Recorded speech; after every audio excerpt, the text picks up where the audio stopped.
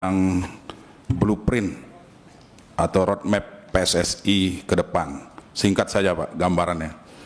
Kami persilahkan Pak. Assalamualaikum warahmatullahi wabarakatuh. Salam sejahtera untuk kita semua. Shalom, Om Swastiastu, Nama Budaya, Salam Kebajikan. Tentu pimpinan Komisi 10 dan seluruh anggota wakil rakyat dari Komisi 10 yang hadir hari ini, saya mengucapkan apresiasi setinggi-tingginya. Tanpa dukungan Bapak Ibu tidak mungkin sepak bola Indonesia seperti hari ini. Karena memang ini kerja-kerja sama antara pemerintah dan PSSI dan tentu seluruh daripada masyarakat sepak bola yang mengimpikan sepak bola kita harus bangkit. Memang sejalan dengan tentu blueprint yang sudah disampaikan pada saat itu ke FIFA, yaitu program Garuda Mendunia, bagaimana kita mentransformasi menuju era kejayaan sepak bola Indonesia. Memang kita memberikan target-target untuk pengembangan daripada sepak bola Indonesia.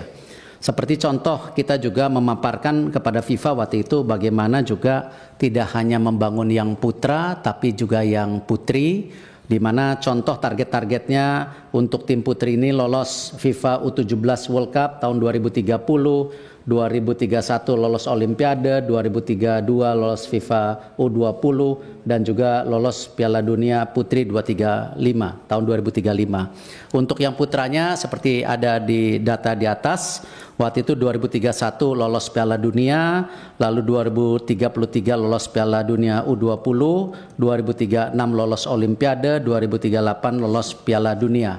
Dan tentu rencana ini juga dibagi menjadi 3 fase. Slide berikutnya, di mana tentu tadi disampaikan oleh Pak Menpora short term, ya, diwakilkan Pak Wamen. Terima kasih Pak Wamen dukungannya. Ini sama-sama tim Olimpiade London waktu itu.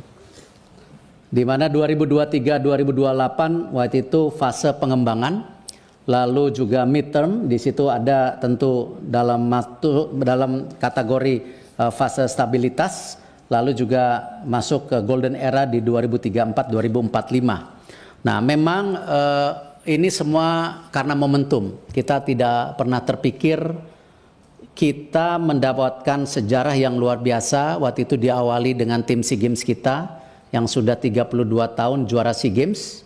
Lalu kita PSSI mendorong, ya, di mana pertama kalinya, slide berikutnya, kita tim U17 kita, tim U20 kita, tim U23 kita, semua termasuk yang senior ini bisa masuk ke Piala Asia. Ini pertama kali, tidak pernah dalam sejarah kita semua tim kita masuk. Sekarang yang putri pun sedang bertanding. Kemarin alhamdulillah juara AFF, kita lagi coba nanti kualifikasi Piala Asia. Nah, karena program yang didukung oleh pemerintah dan tentu semua supporter sepak bola, apakah pembelian merchandise, sponsor, ini sebuah momentum yang tidak pernah dipikirkan, terlepas daripada roadmap yang kita sudah paparkan kepada waktu itu kepada FIFA. Slide berikutnya. Nah, di sini sebagai contoh, di mana kemarin di U16 kita juara 3, sehingga kita bisa masuk Piala Asia, dan ini sekarang timnya sedang training camp. Akan ada beberapa pertandingan nanti di UAE, lalu di Saudi. Kalau sampai kita masuk 8 besar di Piala Asia, artinya kita lolos Piala Dunia. Artinya sebuah terobosan yang mestinya targetnya di tahun 2030-an. Nah, lalu di U20 sama, kemarin ternyata kita juara 1 Piala AFF U19. Yang sebenarnya untuk U20 sendiri targetnya sebenarnya lebih rendah dari yang U17. Ternyata juara. Nah, akhirnya kita lolos juga Piala Asia. Tapi sayang di fase grup kita kalah. Dan memang ke Piala Dunia itu untuk Piala U20 cukup berat karena 4 besar. Kalau yang U17 8 besar. Nah, tetapi tentu hal-hal seperti ini kita tidak boleh menyerah diri. Karena sebuah kegagalan. Karena U17 kita masih punya potensi. Bahkan kenapa kita juga diskusi hari ini mengenai percepatan naturalisasi?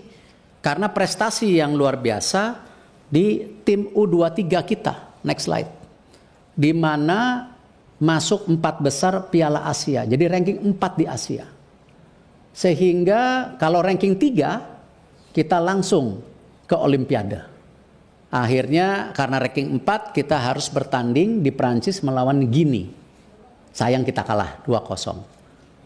Nah, hal-hal seperti ini yang membuat confidence pemerintah PSSI kenapa tim senior kita ini punya potensi dari anak-anak muda kita seperti Rido, Marcelino yang juara SEA Games, ditambah tadi tim U23 kita dan sisa daripada tim senior kita.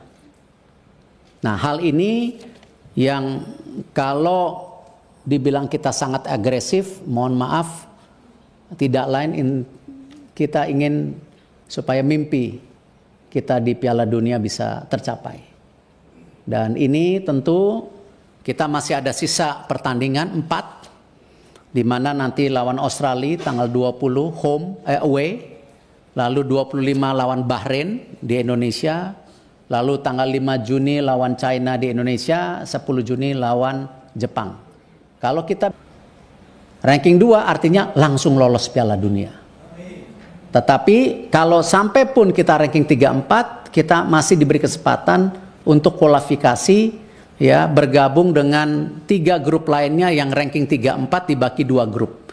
Nanti ranking 1-nya lolos Piala Dunia. Nah, ini yang akan dilakukan pada bulan Oktober-November tahun ini. Jadi hal seperti ini mohon maaf, kami dari PSSI tidak bermaksud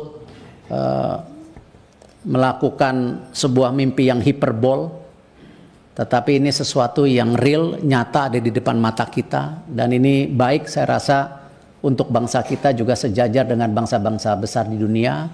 Dan kami tentu perkembangan tim nasional senior ini juga tetap kita lakukan bagaimana terus membangun regenerasi tim nasional melalui program pembangunan usia dini yang mungkin pada kesempatan berikutnya, slide berikutnya, saya berharap saya diberi waktu paparan lebih lebar.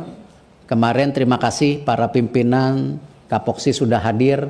Mungkin tidak fair para pimpinan kalau kita juga tidak mengajak seluruh anggota untuk melakukan FGD, ya, karena memang kebetulan ada mungkin 30 halaman yang tidak mungkin saya presentasikan saat ini, dan insya Allah niat baik, nawaitu baik dari bapak-bapak ibu yang hadir kita tidak akan salah gunakan. Ini sekedar memang bagaimana kita memastikan mimpi kita sebagai bangsa bisa setara dengan bangsa-bangsa dunia. Terima kasih. Wassalamualaikum warahmatullahi wabarakatuh. Waalaikumsalam warahmatullahi wabarakatuh. Terima kasih Pak Ketua Umum PSSI Pak Erick Thohir. Insya Allah nanti kita agendakan Pak